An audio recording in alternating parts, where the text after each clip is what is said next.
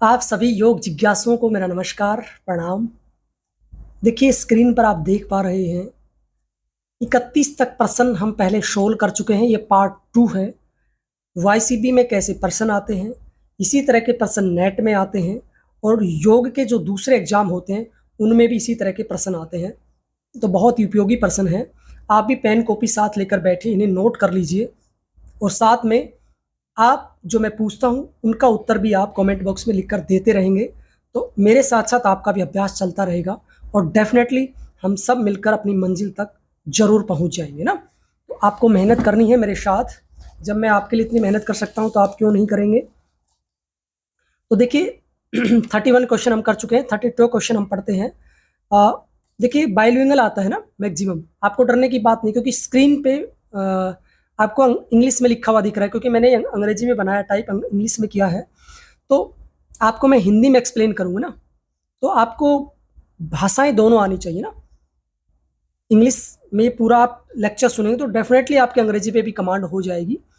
हम आने वाला जो समय है वो थोड़े बच्चे जो हैं वो अंग्रेजी को भी जानना चाहते हैं या क्वेश्चंस जो हैं वो अंग्रेजी में सोल्व करना चाहते हैं।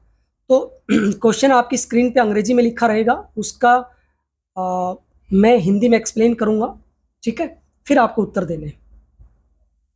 तो देखिए muscles involve in movement is, जो मांसपेशियां हैं उनकी जो गति होती है उनमें क्या शामिल होता है। यानी आपकी स्केलेटल मसल होती हैं, यानी आपकी जो कंकालीय पेशियां जो होती हैं वो शामिल होती हैं, या समुथ जो पेशियां होती है वो होती हैं, या हृदय पेशी होती है, या नन ऑफ द अबाउ। यानी 4 ऑप्शन आपकी स्क्रीन पे हैं। तो देखिए इसमें आपका उत्तर रहेगा क्या, आपका उत्तर रहेगा इसमें स्केलेटल मसल्स, जो कंकाल पेशियां हैं वो आपका उत्तर रहेगा। Question number 33, which of the following asana is good for thyroid gland. Thyroid gland के लिए कौन सा आसन उपयोगी है, अच्छा है चारों में से। हालांकि सारे आसन अच्छे हैं, थायराइड में कहीं ना कहीं फायदा करते हैं, लेकिन कुछ ऐसे होते हैं जो नियर बाई होता है ना, ज्यादा फायदा करता है। तो देखिए इसमें पहले ये पता होना चाहिए थायराइड होता क्या है।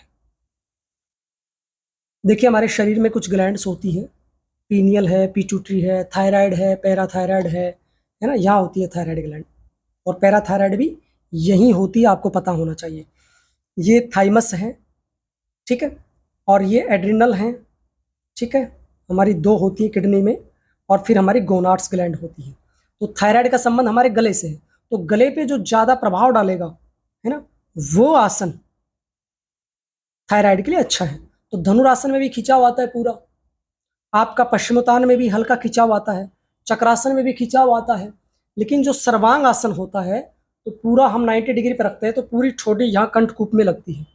तो इसके लिए सबसे बेस्ट जो आसन है वो कौन सा है, सर्वांग आसन है। किसके लिए, आपके थायराइड के लिए। अगर प्राणायाम की बात करूं तो उज्जयी प्राणायाम बहुत अच्छा है। आगे डॉट डॉट है यानी खालिस्तान है, ब्लैंक है। Is a very good kriya practice to get rid of nasal allergy. नासिका की एलर्जी के लिए कौन सी प्रैक्टिस उपयोगी है ना। यानी get rid of nasal allergy, rid का मतलब होता है छुटकारा पाना। यानी योग की कौन सी क्रिया है, अच्छी क्रिया है, जिसके अभ्यास से जो नासिका की एलर्जी है ना, उससे छुटकारा मिल जाता है। तो वस्त्र धोती है, वस्त्र धोती में वो कपड़ा खाते हैं ना, वो वाली है। दंड धोती, एक दंड होती है, एक गोल सी नली होती है, उससे पानी निकालते हैं पीकर। तीसरी नेति होती है, जिसमें जल नेति, सूत्र नेति होती है। एक कपालभाति होता है। तो देखिए नजल एलर्जी के लिए, नासिका एलर्जी के लिए या नाक की एलर्जी के लिए सबसे बेस्ट जो क्रिया होती है वो नेति होती है ना। नेति का संबंध भी नासिका से ही है, तो उसमें जल नेति भी हो सकती है, सूत्र नेति भी हो सकती है, घृत नेति भी हो सकती है। तो नेति की जो भी क्रियाएं हैं वो नासिका की एलर्जी के लिए बहुत ही उपयोगी है ना। एलर्जी होते हैं जैसे नासिका से पानी आता है, किसी को छिक्के आती है ना, थोड़ा डस्ट में जाते ही वो सब। तो आपके लिए एक प्रश्न है, मुझे ये बताइए नेति के कौन से प्रकार का वर्णन हठ प्रतिपिका में किया है और घेरण संहिता में किया है ना। आपको बताना है नेति के प्रकारों का वर्णन हठ प्रदीपिका में मिलता है या घेरण संहिता में मिलता है, किसी में नहीं मिलता है, आपको बताना है। तो ये ऑप्शन तो आपको पता चल ही गया, नेति है। अगला प्रश्न, विच ऑफ द फॉलोइंग क्रिया इज कंट्रा इंडिकेटेड फॉर एपिलेप्सी। तो देखिए सबसे पहले हमें ये पता होना चाहिए एपिलेप्सी होती क्या है। एपिलेप्सी का मतलब होता है मिर्गी, ठीक है। तो ऐसी कौन सी क्रिया है जो कंट्रा इंडिकेटेड है। कंट्रा इंडिकेटेड एक शब्द होता है जो विपरीत है ना, प्रतिरुद्ध, मतलब इसके विपरीत है, इसके लिए अच्छी नहीं है ना। एक होता है अनुकूल, एक होता है प्रतिकूल। तो कंट्रा इंडिकेटेड का मतलब क्या होगा, प्रतिकूल। तो एपिलेप्सी के लिए कौन सी क्रिया है जो अच्छी नहीं है निम्नलिखित में से। त्राटक, कपालभाति, नेति, बोथ ए और बी। तो देखिए जिनको मिर्गी आती है ना, मिर्गी के दौरे आते हैं, तो देखो मिर्गी वाले लोगों के लिए त्राटक क्रिया ठीक नहीं है और कपालभाति ठीक नहीं है। इसका ऑप्शन रहेगा आपका सी, तो सॉरी, इसका ऑप्शन रहेगा डी ना। ये पूछ रहा है कौन सी क्रिया अच्छी नहीं है, कौन सी क्रिया विपरीत है। तो एपिलेप्सी के लिए मिर्गी जो होती है उसके लिए नेति तो ठीक है, लेकिन त्राटक और कपालभाति ठीक नहीं है। तो अब ऑप्शन हमारा डी बनता है, ए और बी दोनों, ठीक है। ऑप्शन डी बनता है हमारा, ए और बी। ये डी ऑप्शन। अगला है question number 36, the literal meaning of the बंद। बंद का संस्कृत में, जो बंद शब्द है उसका संस्कृत में क्या अर्थ होता है।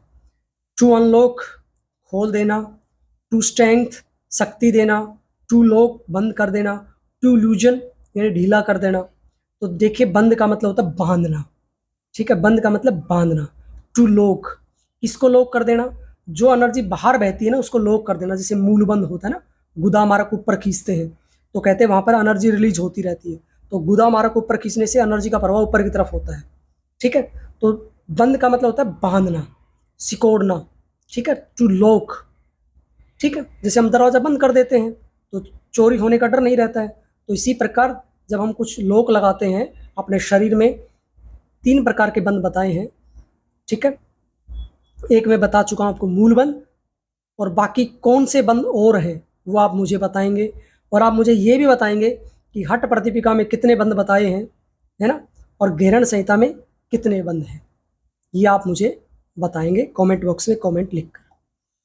तो इसका क्या होगा, ऑप्शन सी, ठीक है। कौन सा ऑप्शन, सी।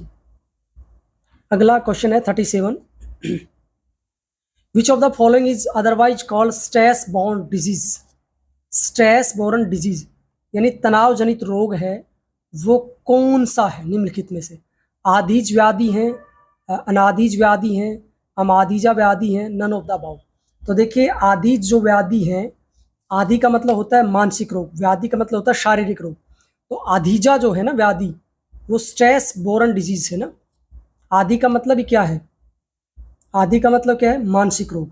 तो स्ट्रेस भी क्या है, मानसिक रोग। तो आधीज व्याधि है ना, वो आएगा। तो इसमें ऑप्शन क्या रहेगा, ए, ठीक है, ए ऑप्शन रहेगा इसमें। 38, the theory of Panchakosha is derived from, यानी पंचकोश का सिद्धांत कौन से ग्रंथ में दिया गया ना। मंडूक उपनिषद में है, केन में है, तैतरीय में है, या कठोपनिषद में है। तो इसका उत्तर रहेगा तैतरीय उपनिषद, ठीक है। तैतरीय उपनिषद में क्या दिया गया है, पंचकोश का सिद्धांत दिया गया है, पंचकोश की अवधारणा को बताया गया है, किसमें, तैतरीय उपनिषद में। अगला है which organ of action. Organ of action का मतलब कर्मेंद्रियों की बात कर रहा है ना, कर्मेंद्रिया। ऑर्गन ऑफ सेंसिज, तो वहाँ पर ज्ञानेंद्रियों की बात है। तो 5 ज्ञानेंद्रियाँ हैं, 5 कर्मेंद्रियाँ हैं। तो 5 कर्मेंद्रियाँ कौन सी हैं, है ना, वो आपको लिख के बताना। मैं पहले वीडियो में भी बता चुका हूँ 5 कर्मेंद्रियाँ कौन सी हैं। तो एयर किससे रिप्रेजेंट करता है ना, हवा जो है किससे रिलेटेड है। तो देखिए हवा का संबंध, वायु का संबंध, एयर का संबंध हमारी कौन सी कर्मेंद्री से, ये प्रश्न है। तो आप मुझे बताइए कमेंट बॉक्स में लिख के। देखिए इसका ऑप्शन है ग्रुप, ऑप्शन है इसका डी, ठीक है। यानी हैंड, हाथों से, आपके हाथ हैं ये एयर को रिप्रेजेंट करते हैं, क्योंकि एयर का स्थान भी हमारा ये होता है ना, तो हाथ भी यही है। और स्पर्श भी हम हाथों से करते हैं ना, तो स्पर्श का संबंध भी एयर से है, त्वचा से है, ठीक है। Which of the following Mahabhuta correspondence to sense organs are ear. आपकी जो सेंस ऑर्गन है, जो आपकी ज्ञानेंद्री है, ईयर, ईयर का मतलब क्या होता है, कान, जो कान ज्ञानेंद्री है, ठीक है, तो पंच महाभूतों में उसका किससे संबंध है। तो पंच महाभूत कौन से होते हैं, बहुत ही आसान प्रश्न, आप मुझे बताना, पहले वीडियो में बता चुका हूं। तो देखिए, कान का क्या है, शब्द सुनते हैं, जैसे आप मेरी आवाज सुन रहे हैं, तो ये किस तत्व की वजह से सुन पा रहे हैं, आकाश की वजह से, ठीक है। ध्वनि जो आप तक पहुंच रही है, ये आकाश की वजह से ही पहुंच रही है, स्पेस की वजह से ही पहुंच रही है। तो आकाश को अंग्रेजी में स्पेस भी कहते हैं, आकाश को ईथर भी कहा जाता है। तो यहाँ पर ईथर कौन सा ऑप्शन है, ऑप्शन नंबर 4, ठीक है। तो ऑप्शन नंबर 4 ईथर का मतलब क्या है, आकाश। आकाश से क्या उत्पन्न होता है, शब्द, और शब्द का संबंध किससे, हमारे कान। कान क्या है, एक ज्ञानेंद्रिय है, ठीक है, क्लियर। तो इसका ऑप्शन क्या रहेगा, ऑप्शन डी, ईथर, ठीक है। ईथर का मतलब क्या है, आकाश, आकाश, ठीक है, क्लियर। आगे बढ़ते हैं। 41 question, is the state of truth simplicity and equanimity in action. यानी आपके जो कर्म हैं, आपका जो व्यवहार है, उसमें अगर आपकी सच्चाई है, आपकी सिंप्लिसिटी है, आप बिल्कुल साधारण है, इक्विनिमिटी है, आप सम अवस्था में रहते हैं, तो वो कौन से प्रकृति का व्यक्ति, यानी तमोगुणी व्यक्ति है, सतोगुणी व्यक्ति है, रजोगुणी व्यक्ति है। तो वो देखिए, ऐसा व्यक्ति शतोगुणी होता है ना, जो सच्चा होता है ना। ये कहते हैं ना कि लंगोटी का पक्का और बात का सच्चा, फिर वो कहीं मार नहीं खाता है। तो ऐसा व्यक्ति लंगोटी का पक्का होता है, बात का सच्चा होता है ना। और कहा भी जाता है कि सत्य प्रेषा है लेकिन पराजित नहीं है ना। सत्य प्रेषा है, पराजित नहीं है। सच्चाई कभी छुप नहीं सकती झूठे वसूलों में, और खुशबू कभी आ नहीं सकती कागज के फूलों में। तो देखिए, सच्चाई की जीत अवश्य होती है, निश्चित होती है, और सत्य परेशान जरूर होता है। तो जिस व्यक्ति में सिंप्लिसिटी है, सच्चाई है, सम अवस्था में रहता है, समभाव से रहता है, तो ऐसा व्यक्ति कैसी प्रकृति का होता है, सात्विक प्रवृत्ति का होता है। तो इसमें ऑप्शन क्या आएगा, C. Question number 42, which of the following prana is confined to only thorax. Confined का मतलब होता है एक सीमित जगह तक, है ना, सीमित जगह तक, यानी सीमित। तो जो गले तक होता है वो कौन सा प्राण होता है। तो देखिए, हृदय से और गले तक जो प्राण होता है उसे प्राण ही कहते हैं, ठीक है। क्या कहते हैं, प्राणवायु ही कहते हैं। गले से और हृदय तक जो रहती है वो प्राणवायु रहती है। तो इसमें ऑप्शन क्या रहेगा, बी रहेगा। अब आपको बताना है, उदान कहाँ से कहाँ तक रहती है, समान कहाँ से कहाँ तक रहती है, अपान कहाँ से कहाँ तक रहती है शरीर में, और एक और पांचवा प्राण कौन सा, उसका नाम भी लिखना है और उसके स्थान भी लिखना है। आपके लिए 3-4 क्वेश्चन दे दिए मैंने। उदान का स्थान कहाँ है, समान का स्थान क्या कहाँ है, अपान का स्थान कहाँ है, और एक और है प्राण, उसका क्या नाम है और उसका स्थान क्या है। तो ये मैंने आपको 4 क्वेश्चन दिए हैं, ये आप मुझे कमेंट बॉक्स में लिख के बताएंगे। अगला है क्वेश्चन, देखिए इसका तो बी है, हम जान चुके हैं।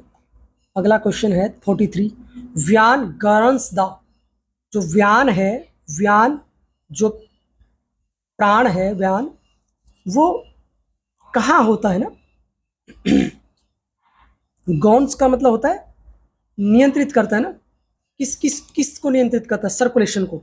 व्यान का स्थान क्या है, पूरा शरीर है, तो वो पूरे शरीर में सर्कुलेट होता है ना, एडी से लेके चोटी तक, हाथों में, हर जगह वो व्यान विद्यमान है, यानी संपूर्ण शरीर में वो सर्कुलेट होता है, ठीक है। तो इसका ऑप्शन क्या आएगा, सर्कुलेशन। जैसे ब्लड सर्कुलेशन होता है ना, पूरे शरीर में होता है, तो इसी तरह से व्यान भी ब्लड के साथ ही समझ लीजिए पूरे शरीर में होता है, ठीक है। तो इसका ऑप्शन क्या है, सर्कुलेशन, ऑप्शन नंबर डी। अगला है प्रोलॉन्ग्ड कंसंट्रेशन लीड्स टू। यानी प्रोलॉन्ग्ड का मतलब होता है लंबे समय तक एकाग्रता का बना रहना, क्या कहलाता है। तो मैंने बताया था ना कि मन का किसी स्थान पर टिकाना धारणा है, टिकाए रखना ध्यान है, लंबे समय तक टिकाए रखते ना, और उसमें खो जाना समाधि है। तो एक सूत्र भी है ना पतंजलि योग सूत्र में, तत्र प्रत्येक कांता ध्यानम। तत्र का मतलब उस स्थान पर जहाँ धारणा में आपने मन को टिकाया है, वहीं पर मन आपका टिक रहा है, लेकिन लंबे समय तक टिक रहा है, उसमें एक तानता सी बनी हुई है, एक निरंतरता सी बनी रही है, एक अटूट अखंड रूप से वो मन टिका हुआ है, तो वो अवस्था क्या कहलाती है? ध्यान कहलाती है, मेडिटेशन कहलाती है। तो आप मुझे ये बताना, आपके लिए एक प्रश्न है कि जो तत्र प्रत्येक तांता ध्यानम जो योग सूत्र में दिया गया है, ये कौन सा चैप्टर है या कौन सा पाद है और कौन सा सूत्र है, ये मुझे आप बताएंगे। ठीक है, ये आपके लिए प्रश्न है।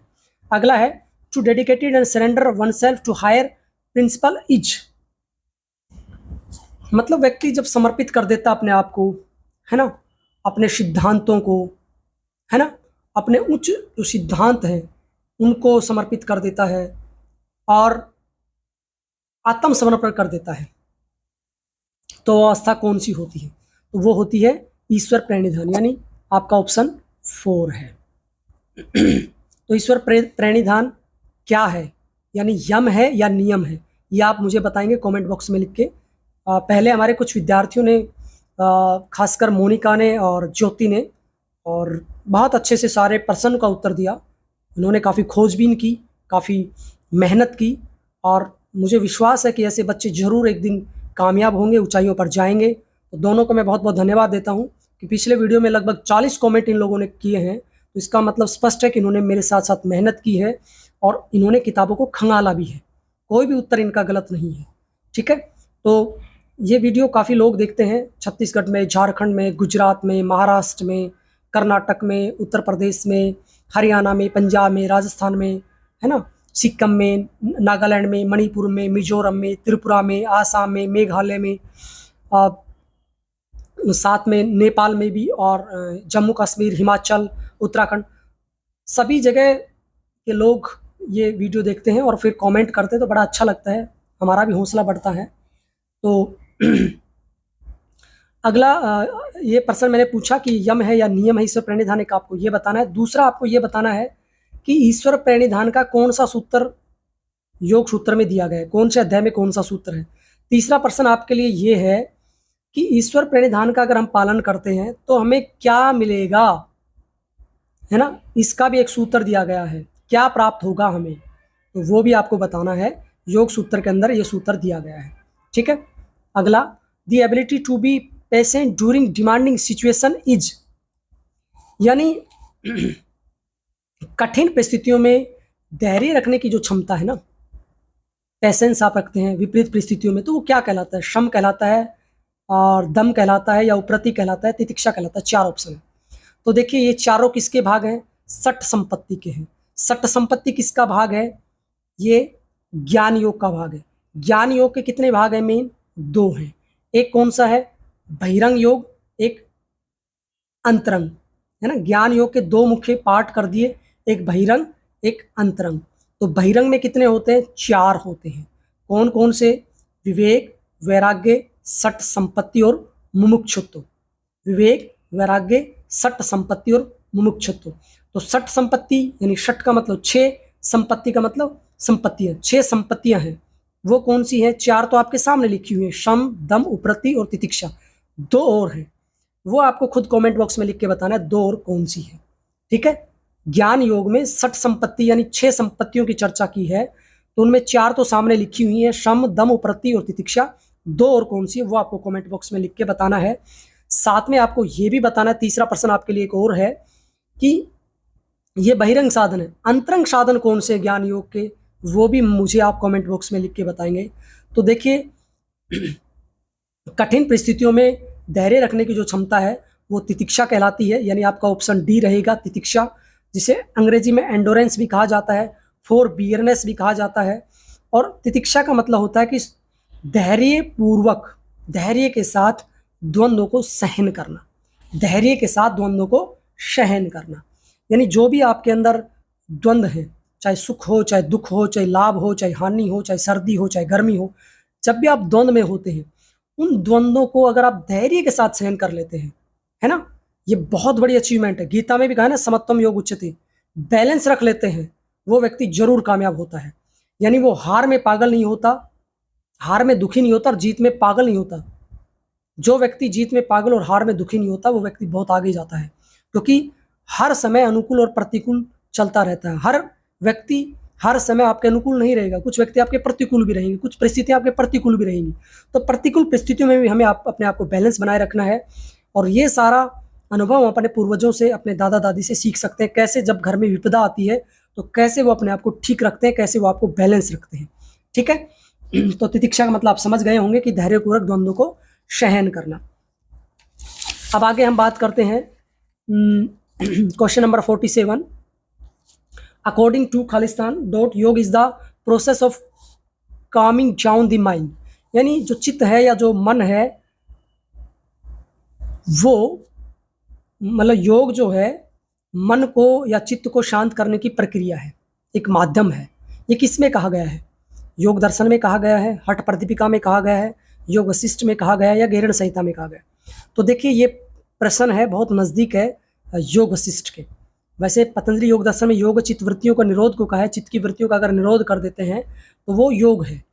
लेकिन योग वशिष्ठ में चित्त को या मन को शांत करने की बात की कही गई है ना, कई जगह कही गई है। तो इसलिए इसका रिलीवेंट जो परफेक्ट उत्तर है वो योग वशिष्ठ है। तो आपके लिए मैं 2 प्रश्न छोड़ के जाता हूँ यहाँ पर। एक प्रश्न ये है योग वशिष्ठ में किस किस का संवाद है, ठीक है। दूसरा प्रश्न ये है कि वशिष्ठ संहिता जो हठ योग का ग्रंथ है उसमें किसका संवाद है, या दोनों एक ही ग्रंथ है? मुझे आप कमेंट बॉक्स में लिख के जरूर बताना योग वशिष्ठ और वशिष्ठ संहिता दोनों में किस किस का संवाद है, ठीक है। तो बहुत इंपॉर्टेंट प्रश्न है और मैंने एक वीडियो बना रखा है योग वशिष्ठ और वशिष्ठ संहिता में क्या अंतर है और क्या समानता है। अगला प्रश्न आपका question number 48। Which of the following is the first stage of Nadanusandhana, यानी नादानुसंधान की 4 अवस्थाएं बताई गई हैं, ठीक है। कितनी अवस्थाएं हैं? 4 अवस्थाएं। आरंभावस्था, घटावस्था, परिचय अवस्था और निष्पत्ति अवस्था, 4 अवस्थाएं। ये क्वेश्चन कई बार आ चुका है नेट के एग्जाम में। कई बार इसमें सीक्वेंस पूछ लेता है, कई बार इसमें अवस्थाएं पूछ लेता है कि इस अवस्था में क्या होता है, कई बार इसमें पूछ लेता है कि कौन से अध्याय में ये है। तो आपके लिए भी प्रश्न है कि नादानुसंधान का वर्णन कौन सी पुस्तक में मिलता है, कौन से हठ योग के ग्रंथ में मिलता है। पहला प्रश्न ये है, उस ग्रंथ का नाम लिखना है। दूसरा प्रश्न आपके लिए ये छोड़ के जाता हूं मैं कि नादानुसंधान की जो अवस्थाएं हैं ये कौन से चैप्टर में है, ठीक है, और कौन सा वो श्लोक है, ये आपको बताना है। आपके लिए 3 प्रश्न हैं ये, ठीक है। तो इसमें क्या आएगा? पहली जो अवस्था वो आरंभ अवस्था है क्वेश्चन, इसमें क्या रहेगा? ऑप्शन ए रहेगा, ठीक है। अगला है Vibhuti is the Sanskrit word for, विभूति एक संस्कृत शब्द है, किसके लिए है? इसका मतलब क्या होता है? तो देखिए विभूति में अचीवमेंट होती है या फोर्स होता है या कार्य होता है, वर्क होता है या पावर शक्ति होती, नहीं। विभूति का मतलब होता है अचीवमेंट। अचीवमेंट का मतलब होता है उपलब्धि, उपलब्धि यानी सिद्धि। तो देखिए हमारे जो योग दर्शन है उसमें 4 पाद है। तो आप मुझे बताइए कौन से पाद का नाम विभूति पाद है, ठीक है। कौन से पाद का नाम विभूति पाद है, ये पहला प्रश्न है। दूसरा प्रश्न आपके लिए ये है विभूति पाद में कितने सूत्र दिए गए हैं, ठीक है। 2 क्वेश्चन आपके लिए यहाँ पर। तो विभूति का मतलब जब भी आप अपने लक्ष्य की तरफ बढ़ते हैं, जब भी आप कोई अच्छा काम करते हैं तो आपको कई तरह के अचीवमेंट्स मिलती हैं, कई तरह की उपलब्धियां मिलती हैं।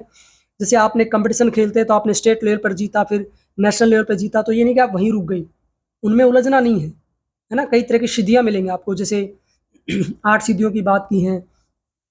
कौन सी 8 सिद्धियां? एनिमा है ना, महिमा, लघिमा, गरिमा, प्राप्ति, प्रकाम्या, वसित्वा, ईसित्वा, है ना, ये सब सिद्धियां हैं। इसके अतिरिक्त और भी सिद्धियों की बात की है महर्षि पतंजलि जी ने, तो वो कौन से सूत्र में की है ये आप मुझे लिखकर बताएंगे। कौन सा चैप्टर है यानी कौन सा पाद है और कौन सा सूत्र है। तो इसका ऑप्शन क्या रहेगा? ए रहेगा। Question number 50। Is not a negative emotion, हर प्रश्न को आपको 2 बार पढ़ना है, अच्छी तरह से प्रश्न को समझना है। नोट शब्द लगा है, नेगेटिव शब्द लगा है, यानी नकारात्मक भावनाएं नहीं है। कौन सी है? नकारात्मक भावनाएं नहीं है, नकारात्मक विचार नहीं है। कौन से नहीं है? हेटेड, हेटेड का मतलब होता है नफरत करना, हेट करना, घृणा करना ना। दूसरा ज्वेलियस यानी ईर्ष्या करना। तीसरा एंजर का मतलब क्या होता है? गुस्सा, गुस्सा करना। और चौथा सिंपैथी यानी सहानुभूति। तो सहानुभूति तो एक नेगेटिव है ही नहीं। तो हेट्रेड, ज्वेलियस, एंगर यानी घृणा, ईर्ष्या और गुस्सा, ये क्या है? नेगेटिव इमोशंस है। पॉजिटिव क्या है? सिंपैथी। सिंपैथी का मतलब सहानुभूति। कहते हैं दुनिया में जितनी भी पैथी हैं उनमें सबसे बेस्ट अगर कोई पैथी है तो सिंपैथी है, सहानुभूति है। ठीक है, तो नेगेटिव इमोशंस कौन सा नहीं है इनमें से? सिंपैथी नहीं है। बाकी तीनों क्या है? नेगेटिव है। तो इसमें ऑप्शन क्या रहेगा? ऑप्शन डी रहेगा। ठीक है, आगे चलते हैं। The elements brought about by the stress are, यानी तनाव जनित या तनाव से उत्पन्न बीमारियां कौन सी हैं? लाइफस्टाइल डिसऑर्डर उससे होती हैं, या कम्युनिकेबल डिजीज होती हैं, या नॉन कम्युनिकेबल डिजीज होती है ना, छूत अछूत के रोग है ना, या जीवन संबंधित लाइफस्टाइल का मतलब गलत खाने पीने से रोग हो जाते हैं ना, छूत के खांसी जुकाम हो जाता है ना, या वैसे बुखार वगैरह हो जाते हैं, या फिर साइकोसोमेटिक डिजीज है। तो देखिए, जो तनाव है वो साइकोसोमेटिक डिजीज है, यानी मनोदैहिक या मनोकायिक। Psychosomatic, psycho plus somatic. Psycho का मतलब क्या होता है? आदि। सोमेटिक का मतलब क्या होता है? व्याधि। तो साइकोसोमेटिक को इकट्ठा क्या कहते हैं? मनोदैहिक या मनोकायिक, यानी ये मन का रोग भी है और शरीर का रोग भी है। ठीक है, तो कई बार तनाव से शारीरिक रोग भी हो जाते हैं, शारीरिक रोगों से कई बार तनाव भी हो जाता है। लंबे समय तक कोई रोग होता है तो फिर तनाव बन जाता है। तो stress is the main cause of all disease. सभी प्रकार की बीमारियों का मूल कारण क्या है? तनाव है। तो तनाव कितने प्रकार का होता है? एक डिस्ट्रेस होता है, एक यूस्ट्रेस होता है। एक मनोवैज्ञानिक हुए हैं, उन्होंने स्ट्रेस के बारे में बताया है। तो उस मनोवैज्ञानिक का नाम आपको बताना है। क्या नाम है? आपके लिए पहला प्रश्न ये है ना, स्ट्रेस के दो प्रकार किस मनोवैज्ञानिक ने बताए हैं? डिस्ट्रेस क्या होता है और यूस्ट्रेस क्या होता है? ये दोनों आप मुझे लिखकर बताएंगे कमेंट बॉक्स में। ये आपके लिए प्रश्न है, नेट के एग्जाम में कई बार आ चुका है। ठीक है, तो इसमें ऑप्शन क्या आएगा? ऑप्शन इसमें 4 आएगा। ठीक है, psychosomatic disease. During duty without attachment fruities, यानी बिना फल की इच्छा के जो भी आप कर्म करते हैं वो कौन से कर्म कहलाते हैं? यानी निष्काम कर्म है, अकाम कर्म है, या विक्रम है? तो देखिए, जिसमें कोई फल की चाहत ही ना हो। एक गाना है ना हेमा मालिनी जी का, सन्यासी फिल्म में, कर्म किए जा फल की इच्छा मत कर है इंसान, जैसे कर्म करेगा वैसे फल देगा ज्ञान, वैसे फल देगा भगवान, ये है गीता का ज्ञान, ये है गीता का ज्ञान। तो देखिए, निष्काम कर्म है जिसमें फल की कोई इच्छा नहीं है, कोई आसक्ति नहीं है ना, निस्वार्थ भाव से हम कर्म करते हैं, तो ऐसे कर्मों को क्या कहते हैं? निष्काम कर्म कहते हैं। तो आप मुझे बताइए, गीता में कितने प्रकार के कर्म हैं? चलो मैं बता देता हूँ, 3 प्रकार के कर्म हैं, कर्म, अकर्म और विक्रम। ठीक है, कर्म, अकर्म और विक्रम। तो तीनों प्रकार के कर्मों का वर्णन कौन से अध्याय के कौन से श्लोक में है, ये आपको मुझे बताना है लिखकर, कमेंट बॉक्स में कमेंट लिखकर। दूसरा प्रश्न आपके लिए यहीं पर यह है कि जो योग दर्शन है या योग सूत्र है उसके कौन से अध्याय में 4 प्रकार के कर्मों का वर्णन मिलता है? शुक्ल कर्म, कृष्ण कर्म, शुक्ल कृष्ण और अशुक्ल कृष्ण कर्म, 4 प्रकार के कर्मों का जिक्र किसमें किया है? योग दर्शन में। महर्षि पतंजलि जी ने कौन से चैप्टर में किया है, कौन से पाद में किया है, और कौन सा सूत्र है? ठीक है, ये आपको मुझे बताना है। तो इसमें क्या आएगा? ऑप्शन आपका पहला ही रहेगा, निष्काम कर्म। अगला है to bring steadiness is the objective of practising. तो आपको ये देखना पड़ेगा, स्टेडीनेस का मतलब हो गया, स्टेडीनेस का मतलब है स्थिरता। ठीक है, तो स्थिरता लाना ही जो अभ्यास है उसका मुख्य उद्देश्य है। इसकी वजह से स्थिरता आती है। तो स्थिरम सुखम आसनम, स्टेबिलिटी विद हैप्पीनेस, तो किससे आती है? महर्षि पतंजलि जी कहते हैं ना, स्थिरम सुखम आसनम, शरीर की स्थिर और सुखपूर्वक स्थिति क्या कहलाती है? आसन कहलाती है। तो इसमें ऑप्शन क्या आएगा? आसन आएगा। तो मुझे ये बताना है, स्थिरम सुखम आसनम योग दर्शन में कौन सा सूत्र बताया गया है ना, कौन सा सूत्र है, यानी कौन से पाद का कौन सा सूत्र है? दूसरा प्रश्न आपके लिए ये है, स्थिरता की बात की है तो हठ योग के हठ प्रदीपिका और घेरण संहिता दोनों में स्थिरता किससे बताई है, किससे स्थिरता आती है, तो वो भी आपको बताना है। ठीक है, तो इसका ऑप्शन में उत्तर क्या है? डी, आसन। अगला है, pranayama is one of the form of yogic practice that bring correction in. तो देखिए, इसका मतलब ये है कि करेक्शन ब्रिंग्स का मतलब सुधार लाता है। करेक्शन का मतलब ठीक करना है ना, करेक्शन करेक्ट करना, ठीक करना, सुधार करना। तो प्राणायाम का कौन सी फोरम में, है ना, प्राणायाम की कौन सी फोरम से सुधार आता है? किसमें? पंचकोश में, अन्नमय, प्राणमय, मनोमय, विज्ञान में। 5 कोष हैं, 4 सामने स्क्रीन पे हैं, अन्नमय कोष, प्राणमय कोष, मनोमय कोष, विज्ञानमय कोष। 5वां कोष कौन सा है, ये आपको कमेंट बॉक्स में लिख के बताना है। तो देखिए, प्राणायाम के अभ्यास से कौन से कोष में इंप्रूवमेंट होता है या सुधार आता है ना, उसमें तालमेल स्थापित होता है, तो वो है प्राणमय कोष। वो कौन सा है? प्राणमय कोष। इससे पहले वीडियो में जो भाग 1 में बनाया था, तो उसमें आसन का जिक्र था। तो आसन किस पे प्रभाव डालता है? अन्नमय कोष पे। और प्राणमय कोष पर कौन प्रभाव डालता है? आपके प्राणायाम डालते हैं। ठीक है, अगला है 55 क्वेश्चन, ब्लैंक आगे। Is the ability to see, hear और become aware for something through the senses, मानी इंद्रियों के माध्यम से किसी भी चीज के बारे में जागरूक होना, वो कौन सा है? अटेंशन है, लर्निंग है, परसेप्शन है, मेमोरी है। तो देखिए, इसमें ये मनोविज्ञान का प्रश्न है, साइकोलॉजी का प्रश्न है। इसमें आपका उत्तर रहेगा परसेप्शन, यानी आपकी संवेदना जो है वो या आपकी जो अनुभूति है वो आपको, आपकी एबिलिटी है देखना, सुनना और उसके बारे में अवेयर होना। ठीक है, अगला है which of the following is A balancing योग पोस्चर, यानी इनमें से कौन सा संतुलनात्मक आसन है? तो हस्त पादासन या उष्ट्रासन या नटराज आसन या अर्ध मत्स्येंद्र आसन। तो देखिए, इसमें नटराज आसन है जो खड़े होकर किया जाता है और यह आसन बैलेंसिंग पोस्चर है। ठीक है, तो इसमें ऑप्शन क्या रहेगा आपका? सी रहेगा। ठीक है, अगला है which of the following is a heating pranayama, यानी जो उष्णता पैदा करता है, जो गर्म है, जो ताप पैदा करता है, वो कौन सा प्राणायाम है? तो देखिए, ऐसे तो सूर्य भेदी भी है, लेकिन इसमें वो ऑप्शन नहीं है, इसमें उज्जाई है। तो उज्जाई जो है, श्वास आप गले को सिकोड़ के लेते हैं ना, फिर ऐसे लगाते हैं, होल्ड करते हैं। तो होल्ड करने से क्या होता है कि श्वास को आप अंदर रोकते हैं, तो इससे शरीर में हीट पैदा होती है। तो इसका ऑप्शन रहेगा क्या? उज्जाई प्राणायाम। ठीक है, बी ऑप्शन रहेगा इसका। अगला है हु कंपाइल्ड हठ योग प्रदीपिका, यानी हठ योग प्रदीपिका के लेखक कौन है, इसके रचनाकार कौन है, इसको किसने संश्लेषित किया था, है ना, किसने इसको इकट्ठा किया था? पहली मतलब हठ योग की हठ प्रदीपिका जो है वो महत्वपूर्ण पुस्तक को किसने लिखी थी? तो आपको ये खुद बताना, मैं नहीं बताऊंगा क्योंकि बहुत आसान है। अगर इतना भी आपको नहीं पता है तो फिर योग से जुड़ने का कोई फायदा नहीं। आपके लिए 2-3 क्वेश्चन और है। पतंजलि योग सूत्र के रचनाकार कौन है? नंबर 1। घेरण संहिता के रचयिता कौन है? नंबर 2। तीसरा, हठ प्रदीपिका के रचयिता कौन है? 3 आपको ये बताना है। चौथा, श्रीनिवास योगी भट्ट जो हैं वो किसके लेखक हैं, किसके रचनाकार है, वो आपको बताना है। ठीक है, इसी में 4 प्रश्न है आपके लिए। अगला है is the inability to understand, listen, follow और प्रैक्टिस एनीथिंग। इसमें मतलब यह है समझने, सुनने और अभ्यास करने में असमर्थ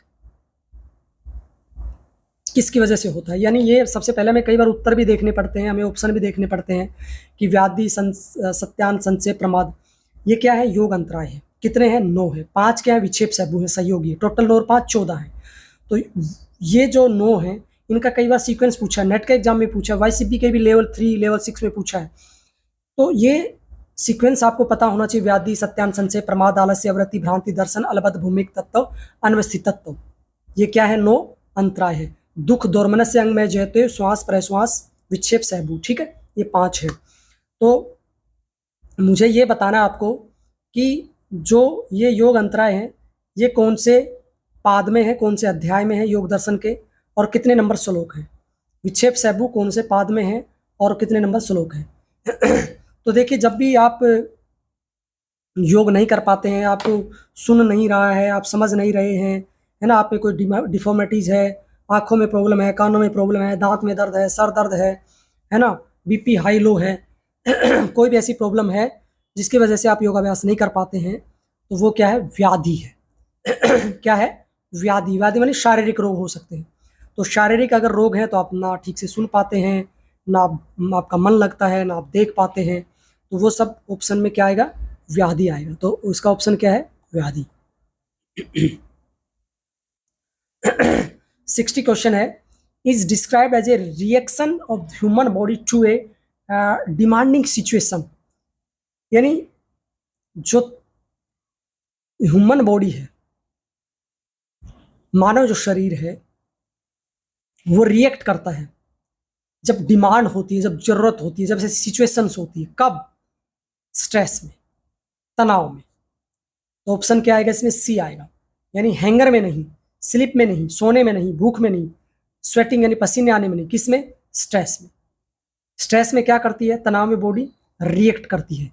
तो क्या उसमें मदद करता है? आपकी जो दोनों किडनी है, इनके ऊपर एक हार्मोन होता है ना, एड्रेनल ग्लैंड होती है जो एक हार्मोन रिलीज करती है ना। तो वो क्या करता है, जब भी आप सिचुएशन में होते हैं, तनाव में होते हैं, तो वो फाइट एंड फ्लाइट, है ना, इमरजेंसी ग्लैंड भी कहते हैं उसको, आकस्मिक ग्रंथि। क्यों? क्योंकि वो जब आप स्ट्रेस में होते हैं, जैसे आप, एक गाना है ना, तुम एक जंगल से गुजरे, सामने से शेर आ जाए तो क्या हो, मैं शेर से कहूं तुम्हें छोड़ दे और मुझे खा जाए। ऐसा कोई कर सकता है क्या? तो ये कौन सा सॉन्ग आप मुझे बताना, और कौन सी फिल्म का है ये भी आप बताना। तो देखिए, जब सामने से शेर आएगा या कोई ऐसी सिचुएशन रहेगी तो आप क्या करेंगे? फाइट एंड फ्लाइट, या तो आप लड़ेंगे, मुकाबला करेंगे, या आप भाग जाएंगे। तो वो इमरजेंसी हार्मोन उस समय रिलीज होता है तनाव के समय। तो वो कौन बॉडी में कौन करता है? वो करता है हमारी इमरजेंसी जो ग्लैंड होती है। कौन सी होती है? जिसे आकस्मिक ग्रंथि कहती है, किडनी के ऊपर होती है। कौन सी होती है? Adrenal gland. ठीक है, दो होती है, पैर में होती है। तो इसमें आएगा स्ट्रेस। स्ट्रेस के समय वो ज़्यादा सक्रिय होती है। 61 क्वेश्चन है, सूर्य नमस्कार is well device combination of and breathing. यानी डिवाइस्ड का मतलब होता है, मतलब अच्छी तरह से तैयार, है ना। वेल डिवाइस्ड माने अच्छी तरह से। सूर्य नमस्कार जब हम करते हैं, देखिए उसमें ब्रीदिंग तो होती ही है, ब्रीदिंग का कंट्रोल तो होता ही है। उसमें हम हमारे आसनों का भी कॉम्बिनेशन होता है, यानी आसनों का और ब्रीदिंग के कॉम्बिनेशन के साथ ही सूर्य नमस्कार संपन्न होता है ना। तो सूर्य नमस्कार में कितने स्टेप होते हैं, एक मुझे ये बताएंगे, पहला प्रश्न। दूसरा प्रश्न आपसे मैं ये करना चाहता हूँ कि सूर्य नमस्कार में टोटल कितने आसन होते हैं, ठीक है। तीसरा प्रश्न, सूर्य नमस्कार का वर्णन किस ग्रंथ में मिलता है, ठीक है। चौथा प्रश्न, सूर्य नमस्कार की स्थिति 5 का क्या नाम है। चौथा प्रश्न, सूर्य नमस्कार की स्थिति 7 जो होती है, 7 जो स्टेप होता है, उसमें कौन सा मंत्र बोला जाता है। इतने प्रश्न हैं। ऐसे क्वेश्चंस प्रैक्टिकल में पूछे जाते हैं, ऐसे क्वेश्चंस आपके नेट के एग्जाम में पूछे जाते हैं, ऐसे क्वेश्चंस आपके थ्योरी के जो भी एग्जाम होते हैं वाईसीबी के लेवल के, उन सब में पूछे जाते हैं। तो आपको पता होना चाहिए, ठीक है। कमेंट बॉक्स में लिख के बताना है।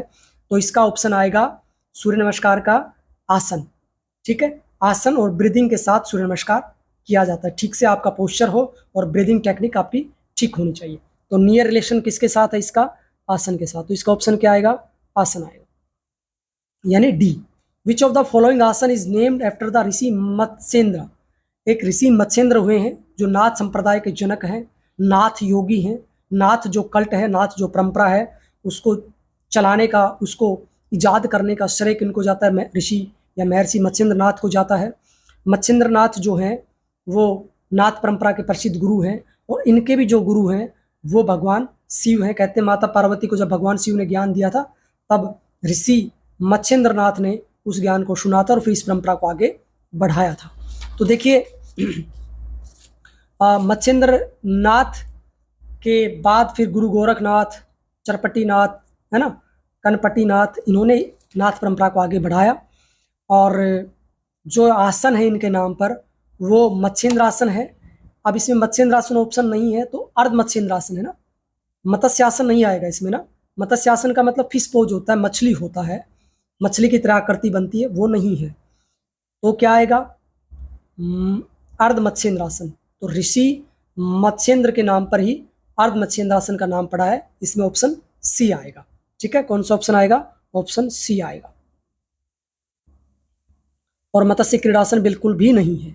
Which posture make a wonderful combination of bhujangasana and shalabhasana. Bhujangasana और शलभासन के बीच बहुत अच्छा कॉम्बिनेशन बनाता है, एक बैलेंस बनाता है। कौन सा एक आसन है? तो देखिए, मैंने इस पुस्तक में लिखा भी है, योग ए वे ऑफ लाइफ में, है ना, आसनों का जहाँ जिक्र किया है उसके अंदर मैंने लिखा भी है ना। आसनों का जहाँ मैंने जिक्र किया है उसमें मैंने लिखा भी है यहाँ पर, डू यू नो, क्या आप जानते हैं। यानी इसको जो योगियों ने भुजंगासन, शलभासन और धनुरासन को योग की त्रिवेणी हम कह सकते हैं इसको, है ना, योग की त्रिवेणी या योगासन त्रयी कहा जाता है। तीनों का एक अच्छा गुड कॉम्बिनेशन है, ठीक है। तो इसमें क्या आएगा, भुजंगासन शलभासन के साथ धनुरासन। अगला है आपका which of these is a क्रिया, यानी इनमें से कौन सी क्रिया, भस्त्रिका प्राणायाम है या कुंभक है, उज्जयी कुंभक है, नाड़ी शोधन भी कुंभक है। तो देखिए कपाल भाती एक क्रिया होती है, षटक्रम की क्रिया है। कपाल भाती के कितने प्रकार है, 3 प्रकार होते हैं, वातक्रम, व्युत्क्रम और शीतक्रम। आप मुझे ये बताना है कि कपाल भाती के 3 प्रकारों का वर्णन कौन से ग्रंथ में मिलता है और कौन से अध्याय में है और कौन सा श्लोक है। 3 प्रश्न आपके लिए, ठीक है, ये आपको बताना है मुझे। अगला है क्वेश्चन, एवरी योग teacher must start the practice session with, यानी जब भी आप आसन कराते हैं या प्राणायाम कराते हैं या योग की क्रियाएं कराते हैं, जब भी आप योगाभ्यास कराएंगे तो आपको कैसे शुरुआत करनी है, यानी आसनों से कराएंगे, प्राणायाम से कराएंगे, क्रिया से कराएंगे, साइलेंस।